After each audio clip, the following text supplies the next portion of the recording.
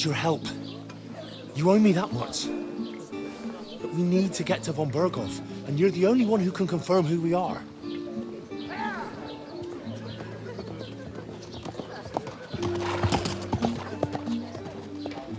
You can't get into the castle. And even if you could, that was the King's messenger. Von Bergow is getting ready to ride out. Oh, shit. If you want to speak to him, the best place would be Semine's wedding. He'll be there. For sure. I'm looking for work. And what can you do? I can do a lot of things. But mainly, I'm a blacksmith. Bugger me. A blacksmith, you say? That makes two of us. And my apprentices have just vanished along with my goods, the bastards. When I'm swamped with work. If you're not talking shit and you can wield a hammer, we'll shake on it. And if you prove your worth, I'll even take you to that wedding. Well, my own pa was a blacksmith, so I spent my whole childhood at the forge. I know how to handle a hammer and bellows. Bugger me. That's a lot more than the last lot I had. Whenever you're passing by that way, drop into my forge in Takov and ask for Radovan. That's me.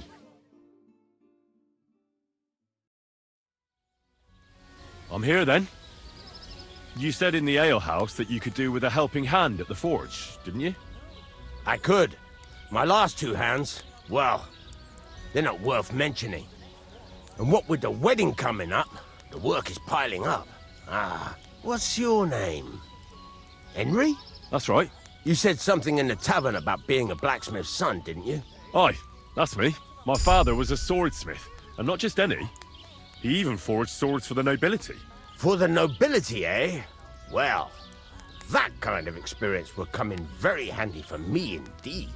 As it happens, I have to forge a wedding present for young Lord Semine. A fine sword. So you'll take me on? Hold your horses. I'll have to try you out first. You could forge me a hunting sword as a test, so I can see if you can make a straight blade. That shouldn't give you much trouble if your father was a swordsmith, should it? Sure thing. I can get started right away. Great. Find some iron and get started then. Iron? You can't make a sword out of butter, but if you don't have your own stuff, you can get everything from the chest in my forge. Furnace is cold now.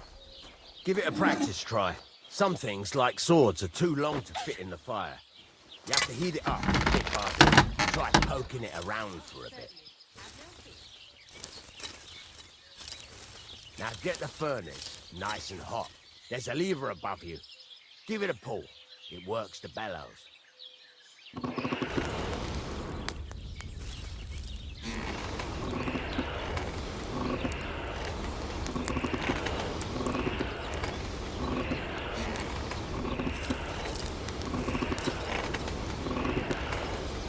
You can tell the temperature by the color, but you won't be able to tell when it's in the fire. You have to take it out from time to time and take a look. Try it out. See? That's exactly the straw color we want. You've got talent, lad. Now heat up the whole thing.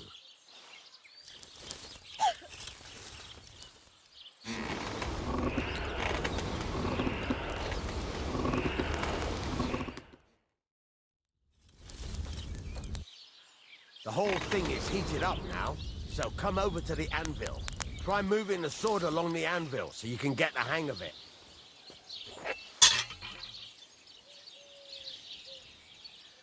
Now take the hammer and try hitting it a few times.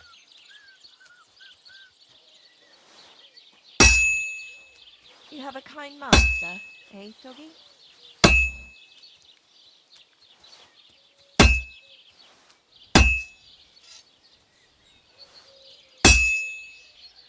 See the sparks?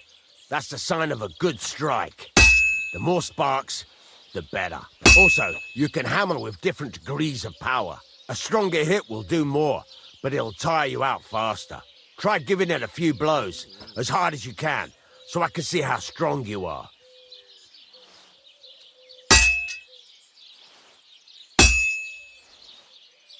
That's got a nice ring to it. Of course, if it was all about hitting an anvil with a hammer, any dolt could do it. You've got to hammer the workpiece evenly. One hit next to the other.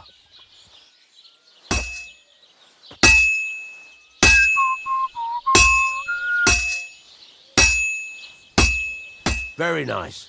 You're doing just fine. But when I say evenly, I mean it. A sword has two sides, like a lot of other things, including myself.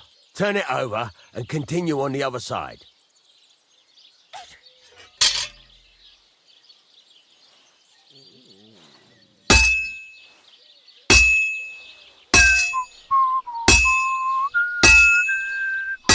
Nice. Now try forging it on both sides. The closer it is to being finished, the more it will take on the shape you want. It'll cool off soon anyway.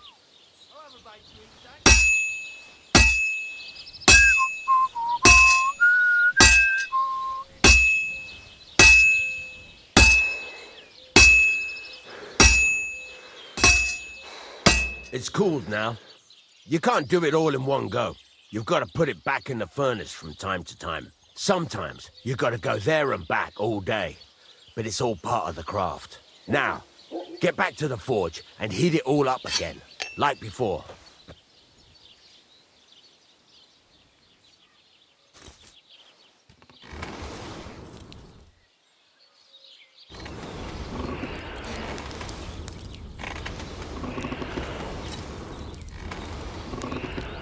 The whole thing is heated up now, so come over to the anvil.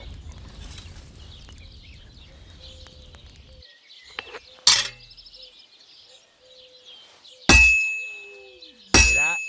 Besides the sparks, you can tell a good strike by the sound it makes. See how it's taking on the right shape? That's how you can tell it's almost finished. Now, I've got a piece of advice for you. Hammer to a rhythm. When I hammer a piece to a beat, the work goes by easier. Sometimes I'll whistle to myself to keep the rhythm going. That's some nice sparks up. There you go. You've got it finished.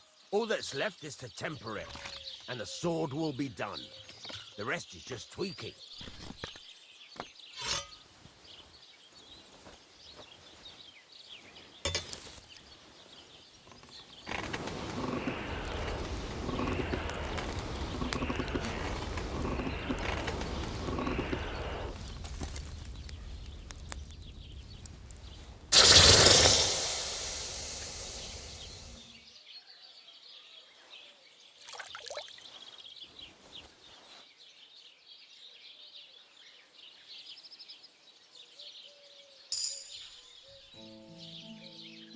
Right, let's have a look. Very nice work. Your father taught you the trade well. He'd certainly be happy to hear that. If you carry on hammering as well as you did today, you've definitely got a job here. Even so, keep in mind, it's all about making sure every strike does its job. That's why you can't let it get cold, or keep striking the same spot. If you work evenly, each strike falling right next to the last one, you can't go wrong. Got that? Or is there something else you want to ask about? What good does it do me to whistle while I work? It makes you work to a rhythm. You won't get tired so quickly, and the iron feels it. Thanks. That's all I need to know. You can sleep in the chamber by the woodshed, and there's a chest where you can keep your things. And of course, you can use the forge anytime you want. Any questions? Where can I get materials? You can buy some essentials from me. But if you want to make a fancy sword with lots of ornamentation, you'll have to look elsewhere. This is just a village, you know. The locals ain't after luxury. And they can't afford it neither. What can I do with the items I've forged? Well, you can sell them. Though you probably won't have much luck around here. But I'll happily buy some of the nicer things from you. What now? What do you think? You're not going to be idle. I'll find you some work to do right away. You're pretty good at swords, but what the locals really need is axes and horseshoes. Right, here are some simple drawings that show what they're both supposed to look like. And some iron. You can get down to it right away. Just like that? You aren't going to help me? Sacre, lad. I chose you because you already know a thing or two. I'm not going to look over your shoulder all bloody day. You take care of these smaller jobs. Forge away as long as you're able, and then sell it all. Once you've made some coin and feel like being out in the open again, I'll give you some more interesting work.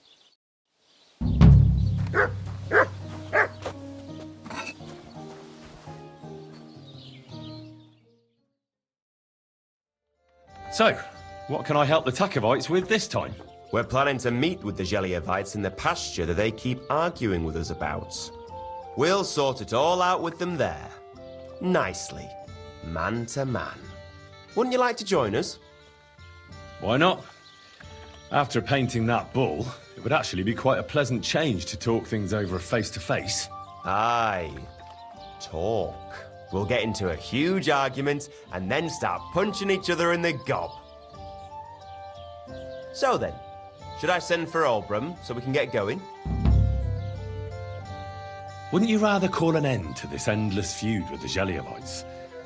That way, you'd each have half of the pasture, and everyone's happy, no? Chance would be a fine thing. Olbram will never give up. He says the whole pasture is his.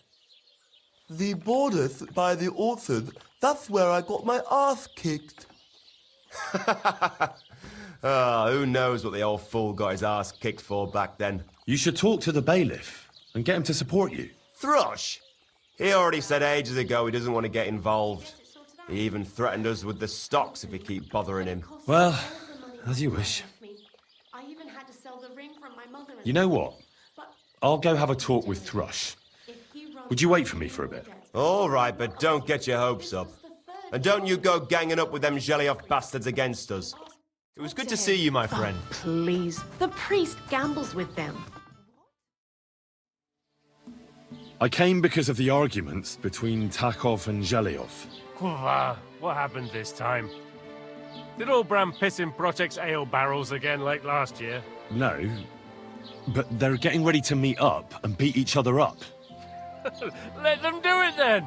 Maybe a few knocks to the skull will do them good, and they'll leave me alone. How did the arguments between the Treskowitz and Geliovites start, anyway? What do I know? I was a young lad back then, but it's all because of that bloody pasture. Both villages claim that it belongs to them, but nobody has any evidence. So they split it in half, but neither side is particularly happy about it. Well, you wouldn't let them fight over nothing, would you? Does nobody know who the bloody pasture belongs to? Nobody who could be trusted not to be making it up. After all, what business is it of mine? Let them kill each other for all I care. Worst case, I'll have to clap them all in the pillory. That should sort them out. I'm sure you have enough worries as is. And the Treskowitz and Geliovites are just wasting your time. Wouldn't it be worth it to sort it out? That it would. Bandits are running wild.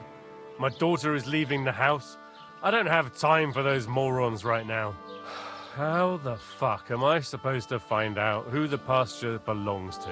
I looked in the Chronicle. Things like that tend to be there. But Bailiff Brada, who was here before me, must have been a lunatic. You'd have to be mad to make any sense of that book. Then let me have a look. I may not be mad, but maybe I'll find something you overlooked. You won't have to worry about anything. You want to touch such a rare book with those filthy peasant hands? Have you lost your mind? Filthy peasant hands? Do you know how many books I've read? And I never fold corners. If there's anything actually useful in the Chronicle, I'll find it. Fine, have it your way. Maybe you'll manage to make some sense of Brada's bullshit. But if I find out you've even opened that book too harshly, you'll have me to answer to.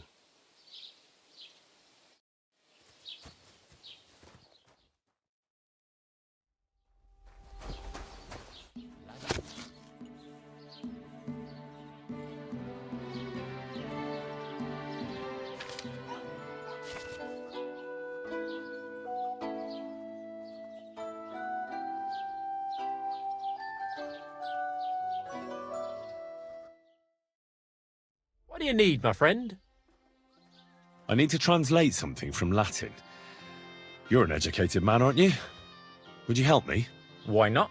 It's nice to see simple folk wanting to get educated. What is it you need translated? Fecit ordinem in regione ope clavi ferre. That's definitely Latin, but what could it mean? In regione is obvious. That's in the country or region. Fecit ordinem is something like to bring order. And clave ferre means iron spike or maybe nail. So, brought order to the region with the help of an iron nail. Where did you hear that nonsense? That's not important. The main thing is I know what it means, and hopefully it'll help me in my work. Thank you.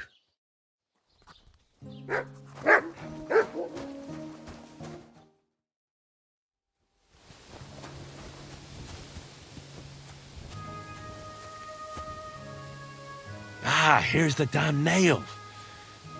Right in the middle of the pasture. Olbram and Procek won't be happy.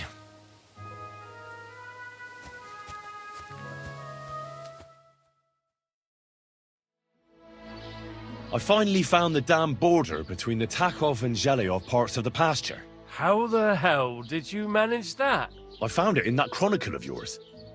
It wasn't easy, but we can finally put an end to all that endless fighting. Oh, about fucking time. So then, are you sure you found the right place? Definitely. Bailiff Brada took iron nails and used them to mark the border so that people wouldn't forget where it is. One of them is in the oak tree on the pasture. That's nice of him and all, but he could have fucking told somebody about it. Who can make sense of those writings of his? At least Olbram and Procek will leave us alone now. Go to them, and when you all meet in the pasture, I'll ride over and settle this nonsense once and for all. And if those two start arguing again, I'll be hammering nails into their arses instead of trees. Going. I'm running out of ink. What? Again? What do you mean again? I sorted everything out. Let's go and meet the Zhelyevites and have a discussion. Finally! Come on, let's call the lads over and send for Olbram. Well, Zhelyevites, did you miss us? Of course they did. I reckon they hardly slept a wink. Can you blame them? I'd rather come and get a beating than hang around in Zhelyov too. You see? They're provoking us again. There's no use trying to negotiate with them. There's nothing to negotiate, old man. The pasture is ours, and that's final. Bullshit! You know right well that I got smacked around as a child in that orchard, right over there. You know what? Now you'll get smacked around here too. Enough! Does anybody here have anything better to do? Trust? What are you doing here? This shouldn't concern you, Bailiff. We'll just beat those bastards' arses and go home. Don't you think there's been enough fighting and nonsense? I won't tolerate this nonsense in my territory. Tell that to the Zhelyevites. Maybe they'll finally get it into their thick heads that this pasture is ours. In your dreams, you Takovite swine! Kulva! Be quiet already! You're both wrong. The pasture is split in half. From here to that oak over there is Zhelyov property, and from the oak on, it belongs to Takhov. We're supposed to share with them? Ha! How do you know? You're not even from around here. But unlike you, yokels, he can read. It's all there, black on white, in the Treskowitz Chronicle. So you'll obey it and finally give it a rest. They've done so much to hurt us. They should have to make it up to us. Make them pay. None of that. They're the ones always provoking us. You know what? Let's give them a nice final bashing.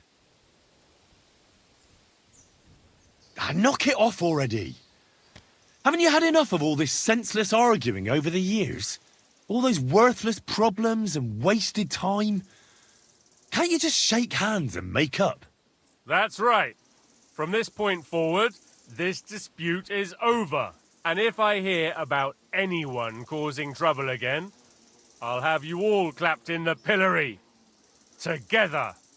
Now pack up and go home. Well, Grandpa, are you satisfied? Kurva, not in the slightest. Are you? No. Well, at least it's fair. Yeah. But I'd still rather punch you in the face. Don't you worry. I'm sure we'll find a reason to fight again soon enough. Careful. Otherwise, it'd be an awful bore around here, eh? Well said. Jesus Christ be praised. Same to you. Now, I hope the Takovites and Jeliovites won't be at each other's throats for a while. I can hardly believe it. I'm sure Lord von Bergow will be delighted with how I handled it. How you handled it? Aye? With a little help from you. True enough. It's nice that someone deals with problems instead of making more for a change. Thank you is nice and all, but it's customary to add a few groschen, too. Groschen? Easy for you to say, but where to get them? The harvest was poor last year, the winter was harsh, and the rat house needs fixing. Since you did so well with the Chronicle, I have another book of knowledge for you. I didn't get much out of it myself, but maybe you'll find something revealing in it. That's a damn fine reward, don't you think? My word. Thank you.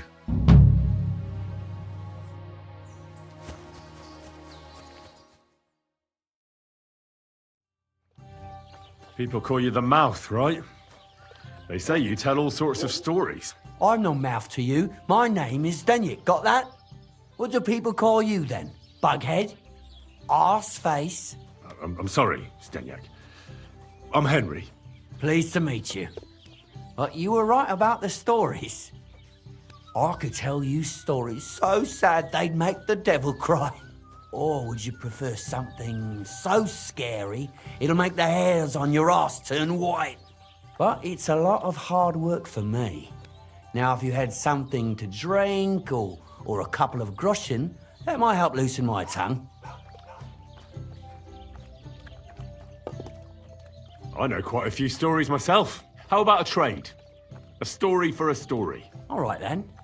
But if it's the one about the magic porridge pot, don't bother. I've heard it 100 times.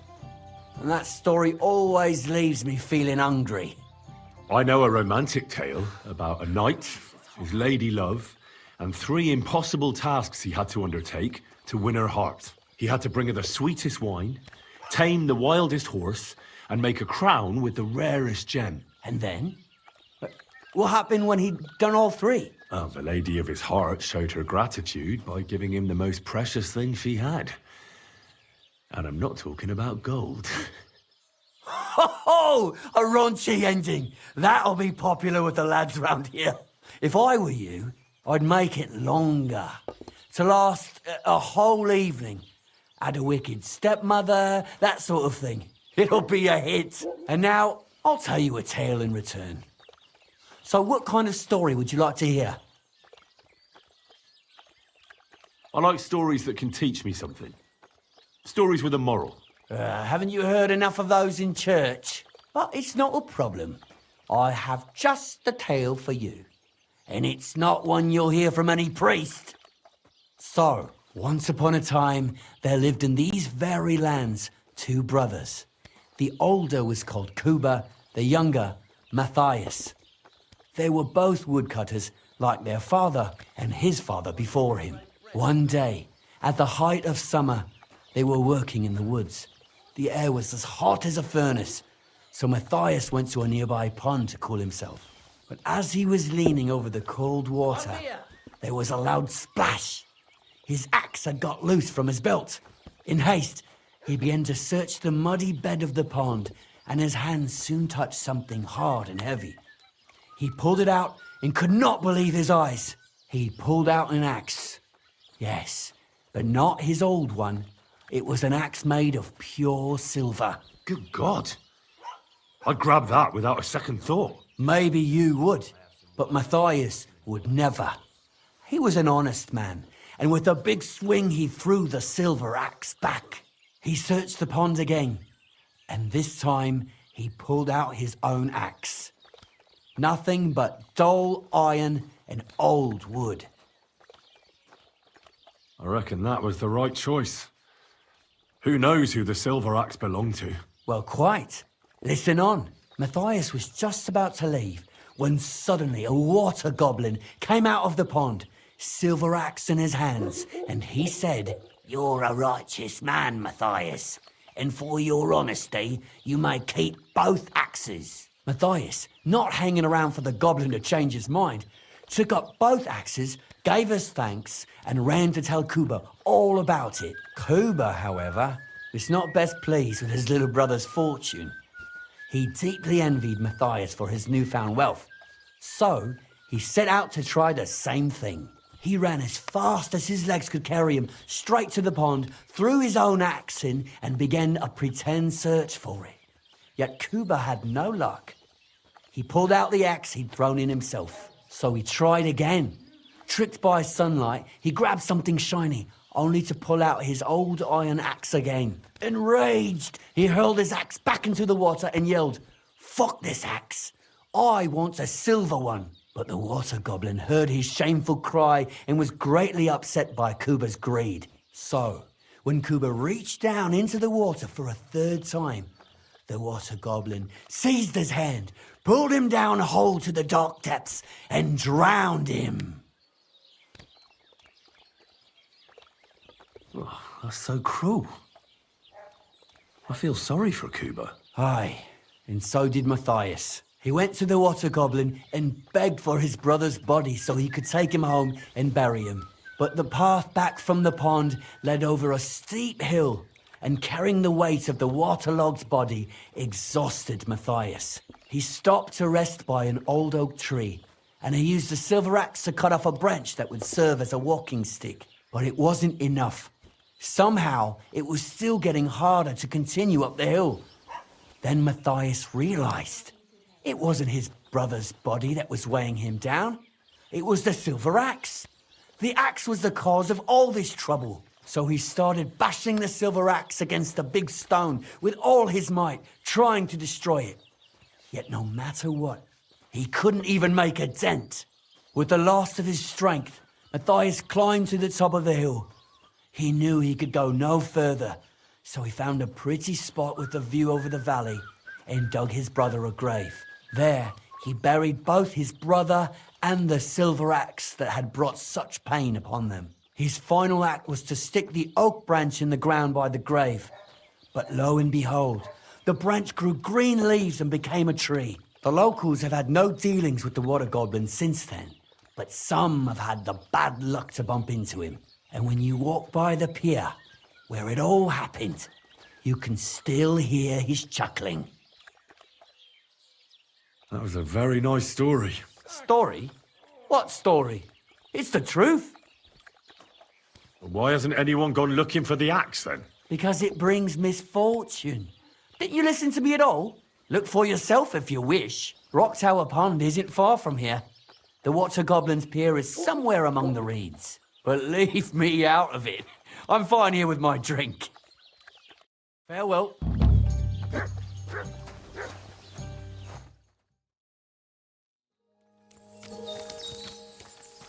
Could this be the pier from Zdeněk's story? He said Matthias carried Kuba's body up the hill from here, up to an old oak tree.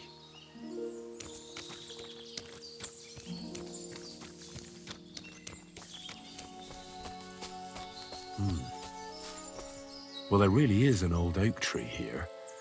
But what was the rest of the story? Something about smashing the axe on a rock.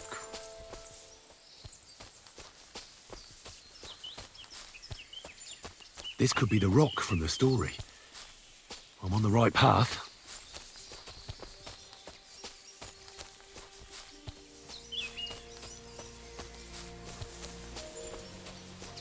A grave under the tree, overlooking the valley.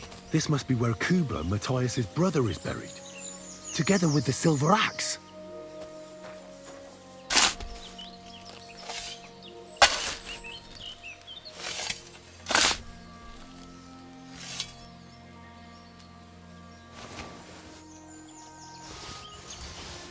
God in heaven. This really is the axe. All those years in the earth haven't treated it well. I hope I can fix it.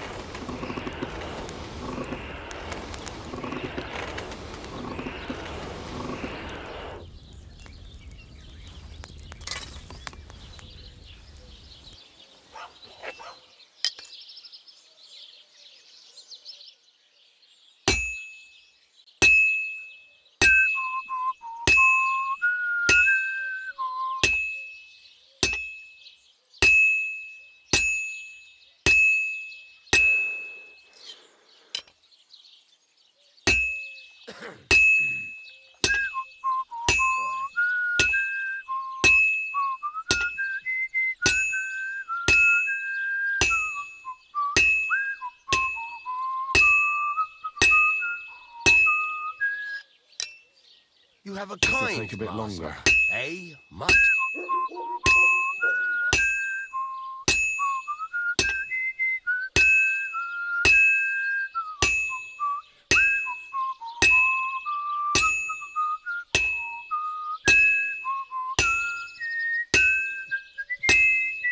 Christ, what a day.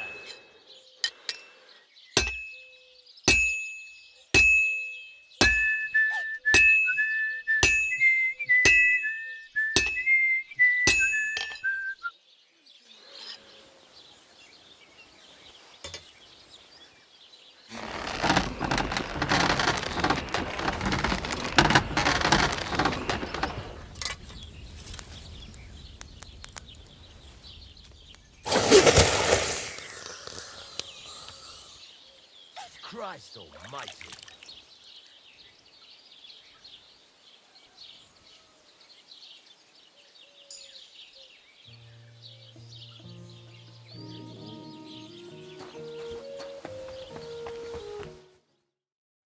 I found the water goblin's silver axe. What do you mean? What axe? The one from your story. 2 brothers, a silver axe, a water goblin. One brother got the axe, the other got drowned. You know. Wait, so you actually found it? Do you have it? I have to see it. Here you go. It's not possible. Where did you find it? I just followed your story. I found the pier by the rock tower pond, then went up to the old oak tree, then the big stone beside the road. Doesn't really look like a woodcutter's axe. Are you sure this is really it? But you didn't say it was a woodcutter's axe. You only said the water goblin's axe was silver. I did, but still. In all the years that story's been told, everyone thought it was just a fairy tale for children.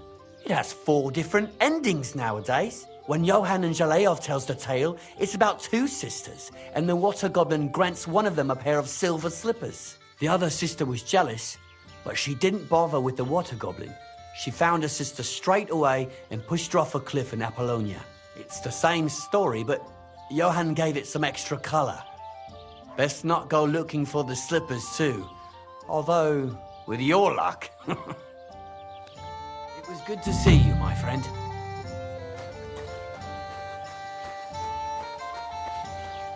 Here it comes! How can I help you today, friend? It's about those 2 idiot hands of mine, Venser and Franzi. They drove off with a cart full of goods towards Semine, and they never came back. Do you want me to find them? Just so. But more importantly, I want to know where my cart ended up, and especially the cargo. Go to Semine and find out what the bloody hell happened.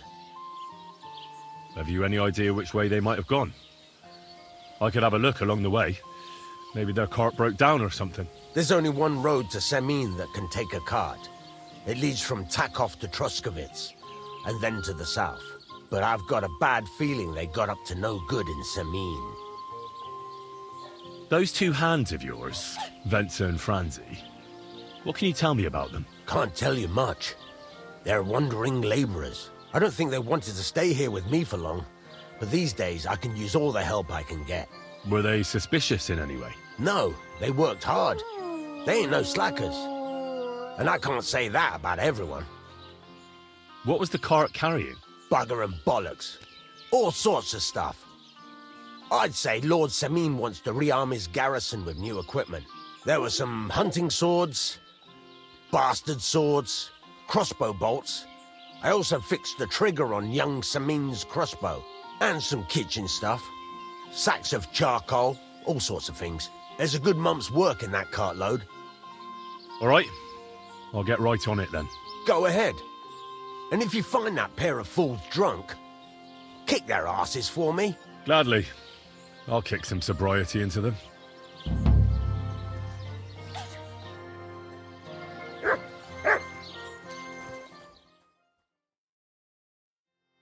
So I says to him, "No, father, I haven't been fornicating.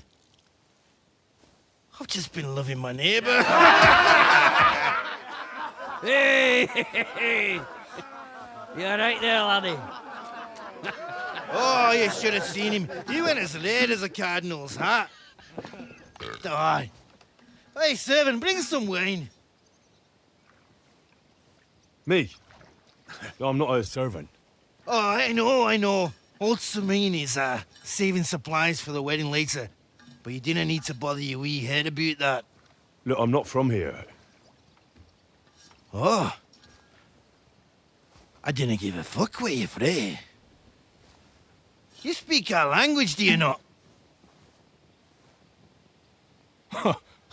Well, Yarko, seems to me this fella doesn't know how to behave toward his betters.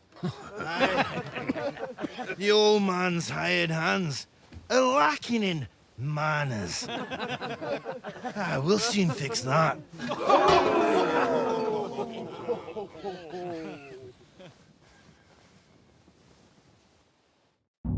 I'll kill you. Why did you do that? Crazy fucking pup.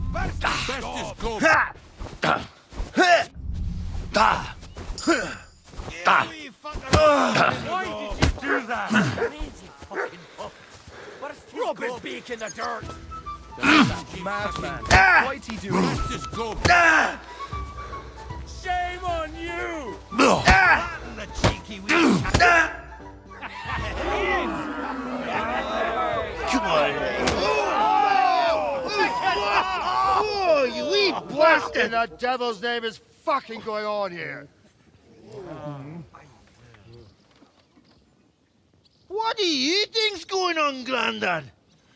I'm teaching your people here how we do things. Grandad? Why, Grandad?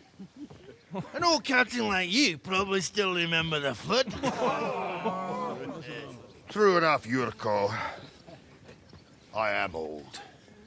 And I remember all sorts of things. Like you. When you were a little nipper running around here bare arse, with a ribbon in your hair, screaming out how you was Princess Sophie.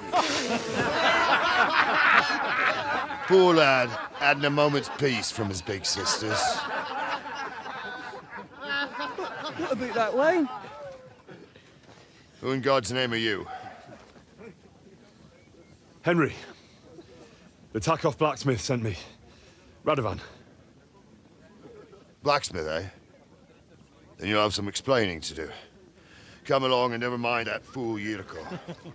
Young Semine's getting married, so we has to put up with his kin from Moravia. We'll be needing 12 geese. And I must tell Vashek to get 3 pigs ready for slaughter. And the carters will have to be sent to Yetchin to get at least a peck of poppy seed for cakes. And gingerbread spices. Oh, and wine, too. It's almost all gone, what we bought only last week.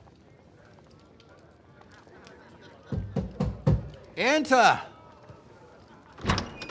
Sorry to intrude, sir. This is Henry, Blacksmith Radovan's hand. Oh, excellent. Dorothy, leave us now. Just make sure that there's plenty of everything so long as it doesn't cost too much. But, sir... Not another word! Leave us!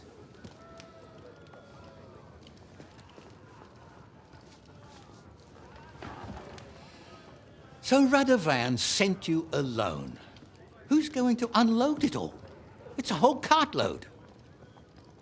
Yeah, Radovan sent me, sir, but not with the goods. The thing is, he's missing his cart, along with the carter in his hands. What? But they never came here. Are you telling me they got lost? Well, I couldn't tell you what happened to them, sir, but it's my job to find them. There are all sorts of vermin roaming the countryside. Oh, no sir. need to imagine the worst right off, gnarly. Anyway, I need the load from that cart, so saddle up your old nag and we'll ride out, Captain. I could do with a breath of fresh air. I've had it up to the eyeballs with counting geese and pies. What about Henry here, sir? Well, what about him? We could use an extra pair of hands. You know how my shoulder's acting up. Yurko is shit-faced, and your son... The Olda has work to do. All right, take Henry with you if you want. Just so long as he doesn't slow us down. Thank you, sir.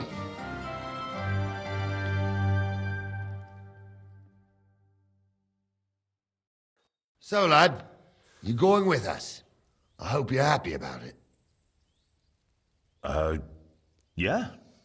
I'll be glad to help you. Oh, you reckon we can't manage on our own? No, that's not how I meant it. Take it easy, son. I'm only yanking your pizzle. By the way, the fellas at the gate say you came here on foot. Yeah, I did. Christ above! And how are you going to ride with us? On the back of my saddle? You're a bit big for that, ain't ya? And I'm a bit too old. You got a stud farm here, don't you? Couldn't I borrow one of your horses? Aye. And then we'd never see hide nor hair of you, nor the animal again. We don't lend horses. But you're in luck. Our groom brought in a grey nag not long ago. Tell him you've got to ride out with us, and he'll give it to you for a decent price. All right. Thanks. Well, that should be that.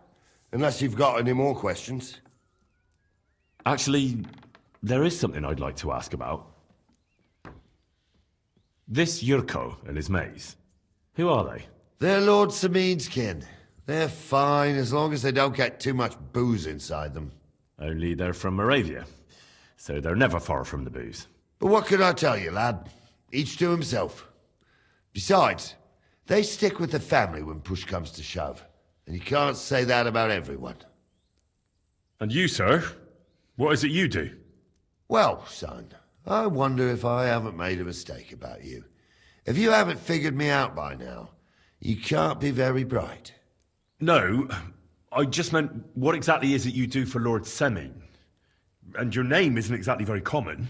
I'm the captain here, and I'm sure I don't have to tell you what a captain does. As for my name, it's a nickname Lord Semine's grandpa gave me. May he rest in peace. When I joined his service as a young fella, I took my gnarly club with me. Wouldn't use anything else. I was used to it. And more than once helped me to, well, win an argument. I broke many a hard skull with it. And it's still in one piece. We've been together so long, we even share the same name. You're lucky you didn't turn out to be Captain Knob. Or Captain Headcracker. You're right. We should probably get going. That we should. But it's getting pretty late. We need daylight for a search like that. Come back in the morning and we'll set out. If you want, stay here. You'll get a bit of grub in the kitchen and you can sleep in the barn.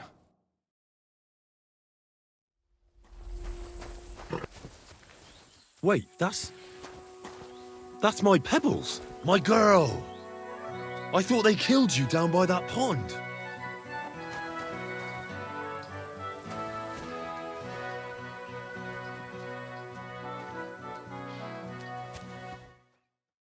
What'll it be this fine morning? That grey horse you have grazing here is mine. What do you mean, yours? I bought it fair and square. I admit, it was only for a few groschen from some suspicious lad who found it down by the Rock Tower Pond, but that horse is not branded, so it belongs to me now.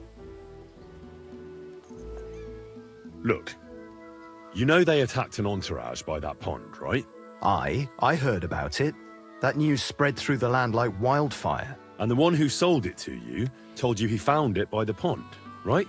Well, he did, aye. So it's not entirely impossible she belonged to me. Maybe not impossible, but I paid for her. Aye, but just a few groschen. You said so yourself.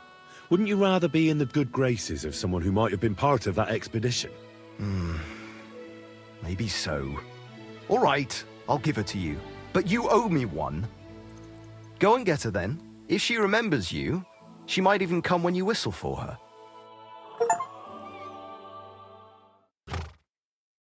Don't forget to get some proper tack as well.